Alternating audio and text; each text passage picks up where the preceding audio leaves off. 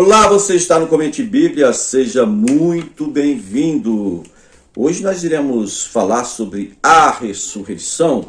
Esse é um dos assuntos da parte final da carta de Paulo aos Coríntios. Fica comigo aí.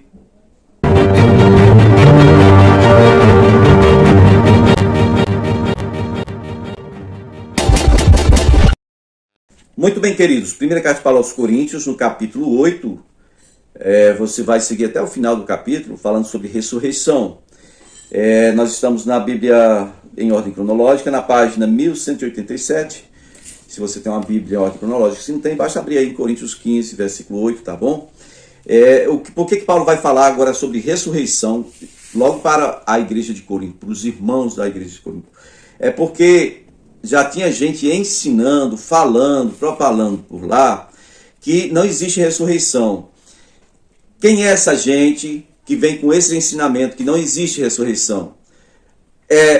Antigamente, em Jerusalém, tinham grupos distintos. Tinha os fariseus, o grupo de Paulo, os saduceus, o grupo geralmente composto em sua maioria pelos sacerdotes, e os herodianos ou helenitas, aqueles que são meio cultura grega misturada com judaica.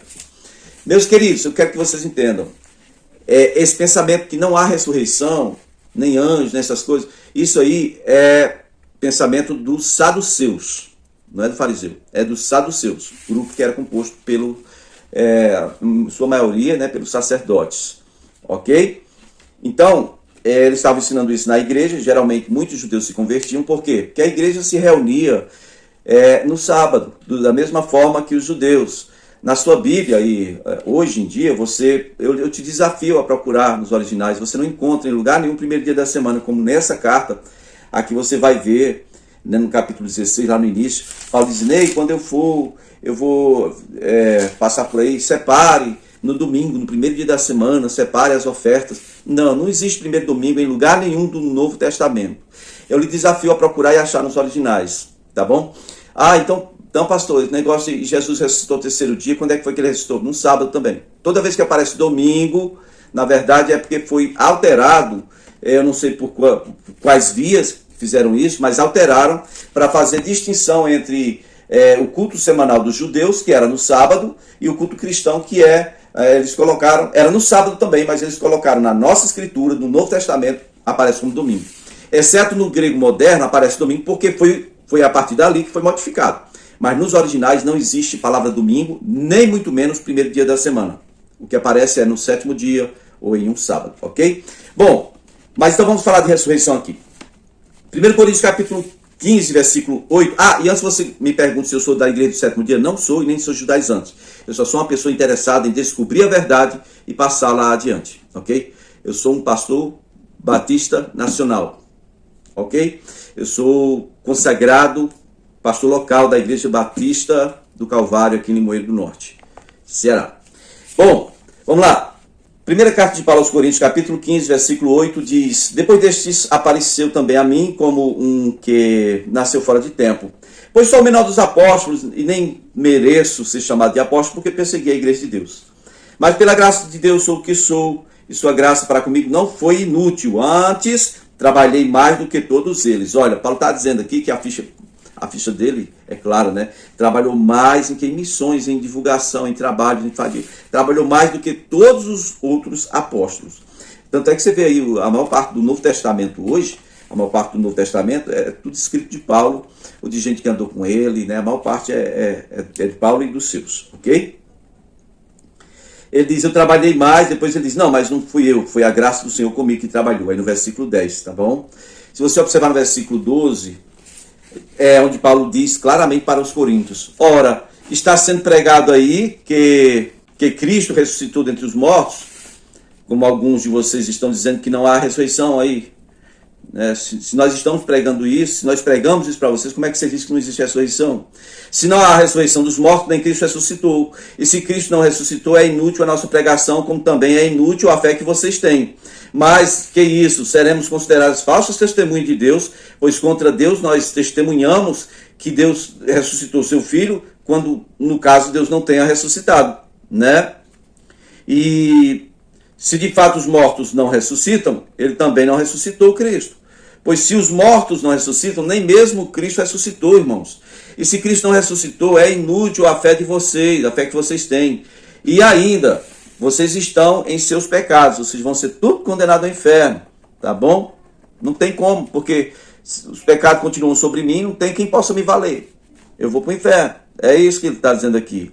Neste caso, versículo 18, diz, neste caso, também os que dormiram em Cristo estão perdidos. Quer dizer, morreram com a fé, que iriam para o céu, vão todo para o inferno. E se é somente para esta vida que temos esperança em Cristo, somos de todos os homens os mais dignos de compaixão. Mas, de fato, Cristo ressuscitou dentre os mortos, sendo ele a primícia dentre os que dormem ou que dormiram. Certo, queridos? Versículo 21 diz assim, visto que a morte veio por meio de um homem, de um só homem, no caso Adão, também a ressurreição dos mortos veio por meio de um só homem, no caso é Cristo. Pois, da mesma forma como em Adão todos morrem, em Cristo todos serão vivificados, mas cada um por sua vez. Cristo primeiro, depois, quando ele vier, os que lhe pertencem, né? Primeiro Cristo, ele é a primícia dos que dormiram, e depois, então, aqueles que lhe pertencem. Ok, queridos?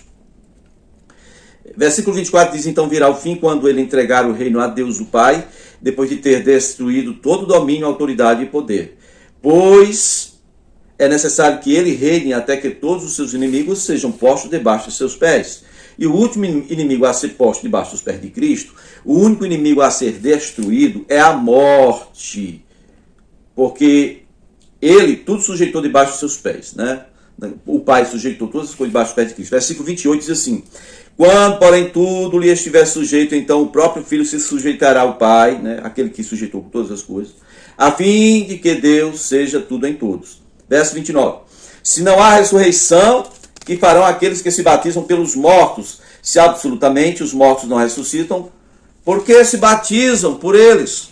Também nós, porque estamos nos expondo ao perigo o tempo todo, todos os dias enfrentando a morte, irmãos, digo isso pelo orgulho que tenho de vocês em Cristo Jesus, nosso Senhor. Se foi por meras razões humanas que eu lutei com feras em Éfeso, que ganhei com isso? Ora, se a nossa esperança está só nessa vida em Cristo. Ora, se o bom está lá, a recompensa está lá, irmão. Se a coroa está lá, né? Se os mortos não ressuscitam, então, quer dizer, o Paulo está dizendo que até meus trabalhos, tudo que eu fiz é inútil. É inútil. Encarei a morte. Bom, se Cristo não ressuscita, então, peraí, eu tenho que valorizar essa vida aqui. Porque depois que eu morrer, acabou. Não é verdade? É isso aí. Então, é besteira esse pensamento que eles têm aqui. Se é assim, se não tem ressurreição, aí Paulo vai e cita um texto de Isaías 22, 13. Ele diz, comamos e bebamos porque amanhã morreremos. Ou seja, vamos aproveitar a vida. Se a eficiência do sacrifício de Jesus só serve para essa vida, vamos aproveitar ela, porque quando ela terminar, acabou, meu irmão. Acabou, já era. Né? Não tem ressurreição, acabou. E versículo 33. Não se deixe enganar, irmãos. As más companhias corrompem os bons costumes. Como justos, recuperem o bom senso e parem de pecar, pois alguns, né, há entre vocês, no caso, que não têm conhecimento de Deus. Digo isso para a vergonha de vocês. Dentro da igreja de Deus em Corinto, tem alguns que não têm conhecimento de Deus. Será que hoje existe possibilidade de encontrarmos pessoas dentro da igreja, mas sem nenhum conhecimento de Deus? Ou isso era só para a época de Paulo, hein? Bom, é porque isso aqui é a doutrina básica. Foi um erro muito crasso, um erro muito, assim, muito inaceitável. Dizer que não existe ressurreição, isso é absurdo. É loucura. Aí Paulo está aqui no versículo 35 de Coríntios 15, dizendo assim, mas alguém vai perguntar como os mortos ressuscitam, com que espécie de corpo eles virão. Aí Paulo vai explicar aquele processo. Olha, você não semeia o corpo que há de vir, você semeia uma pequena semente. Basta você meditar num pé de milho, que todo mundo conhece aqui no Brasil. Milho. O grão de milho é pequenininho, você coloca na terra, ele morre ali. Se ele morrer, vai nascer um pé de milho. E o pé de milho é, sei lá, 1,60 m, 1,70 m, e produz 2, 3 espigas, entendeu? Você semeia um corpo e aí o que nasce é outro corpo totalmente diferente. E Paulo está explicando que existem corpos celestiais e corpos terrenos também, dos homens, tem diferença entre carne dos homens e carne dos animais, corpo de homem, corpo de animal, corpo espiritual, corpo celestial. Uma é a glória do terreno, outra é a glória do celestial. Ele vai explicando todas essas coisas aqui para a pessoa entender como é esse processo de ressurreição. No versículo 50, ele vai dizer assim: irmãos, eu lhes declaro que carne e sangue não poderão herdar o reino de Deus. Nem o que é perecível pode herdar o imperecível. Eis que eu lhes digo um mistério: nem todos dormiremos, mas todos seremos transformados. Nem todos morreremos, mas seremos transformados. Ou seja, de um corpo carnal, num momento, num abrir e fechar de olhos. Versículo 52 diz: num piscar de olhos, né, os mortos, a trombeta vai tocar, a última trombeta, talvez se refira à 7ª trombeta do Apocalipse, não sei. Mas a última trombeta vai tocar, os mortos ressuscitarão incorruptíveis e nós seremos transformados e subiremos para estar com Cristo, no caso. Estou acrescentando por minha conta, porque isso aqui é de um texto lá da frente.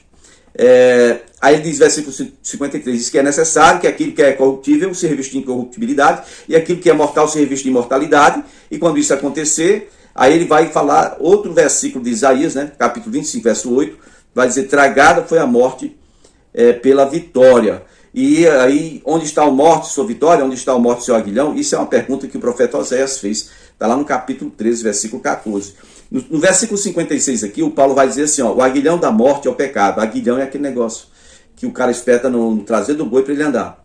E a força do pecado é a lei. Por quê? Porque a lei diz: não faça isso, não faça aquilo. E você faz, você transgride a lei, quebra a lei, isso é pecado. Porque toda transgressão da lei é pecado. Assim como bem toda prática de iniquidade. Ok? Verso 57, ele diz: mas graças a Deus que nos dá a vitória por meio de nosso Senhor Jesus Cristo. Portanto, amados irmãos, mantenham-se firmes e constantes, né? Não se abalem. Sejam sempre dedicados à obra do Senhor, pois vocês sabem que no Senhor, o trabalho de vocês não será inútil. Ok? Fiquem com Deus. Esse foi o terceiro e último vídeo dessa semana. Se você ainda não é inscrito, se inscreve nesse canal. Me ajude a divulgar. Valeu. Até a semana que vem, meu povo.